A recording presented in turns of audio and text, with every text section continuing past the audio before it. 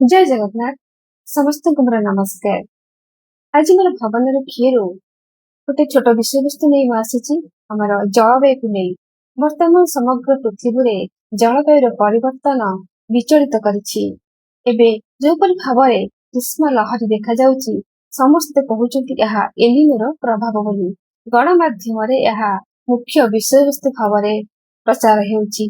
तेबे चलंतु आमे प्रथमे जानिबा ए एलिनो कोन यार प्रभाव किपरि भाव आम उपरे प्रभाव पकाउछि। एहार नामकरण काहेकि एलिनो करा जायछि। प्रथम आमे जेतेबेले आम घर को पिलाटी जन्म लेके आसे तार नामकरण करा जाय।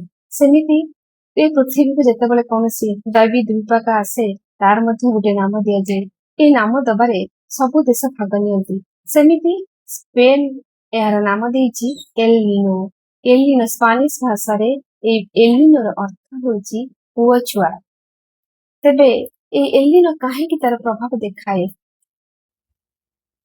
जेतेबेले प्रशांत महासागर जलस्तर उपर स्तर 2 डिग्री रु अधिक होई जाए सेतेबेले एलिनोर प्रकोप देखा जाए। ए वर्ष प्रशांत महासागर जलस्तर 3 डिग्री रु वृद्धि पाइछि तेणु सुपर एलिनो हबार आशंका रहिछि। ए वर्ष वर्षा बहुत विलंब रे आसीबो किंबा कम वर्षा हबो। जो जगह वर्षार आवश्यकता रही से जगह वर्षा हब नहीं, जो जगह वर्षा दरकार नहीं से जगह खूब वर्षिब। ग्रीष्म प्रवाह 45 रु 50 डिग्री भितर रहिबो।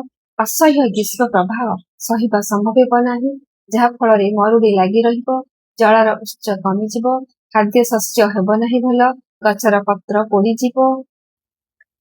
इतिहास कहे 1877 रे एमिति ग्रीष्म प्रवाह जोगु अनावृष्टि हेइथिला। भारत रे दुर्भिक्ष पड़िथिला। सेतबेले ब्रिटिश शासन चलीथिला। प्राय 2 कोटी लोकंकर जीवन हानि घटिथिला एवं अर्थात मोट जनसंख्यार 3% जीवन जाइथिला। कृषि उत्पादन बहुत कमी जाइथिला। खाद्य सामग्री मिलिला नहीं। लोक माने भोक उपास रे जेतिकी लोक मरि नथिले सेतिकी पेट रोग ज्वर रे लोक जीवन हानि घटिथिला एवं 5 कोटी पाखापाखि लोक जलक्लिष्ट जोगु प्रभावित हेइथिले।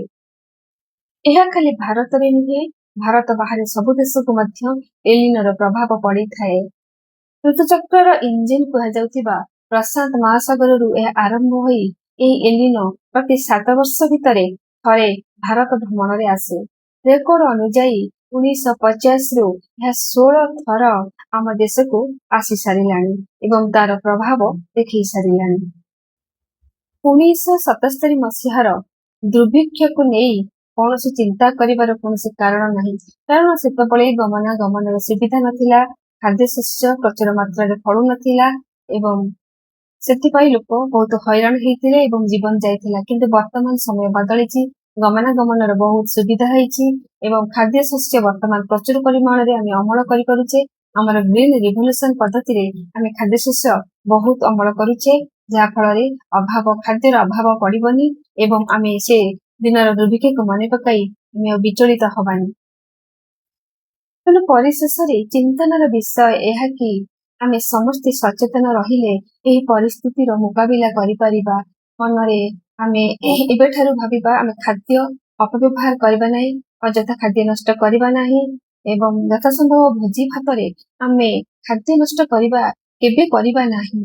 आमे जेतिके आवश्यक सेतिके आइटम करबा। आजिरो एही परिस्थिति को हटेबा पाई आजिरो मूल मंत्र हेउची गछटिए लगेइबा।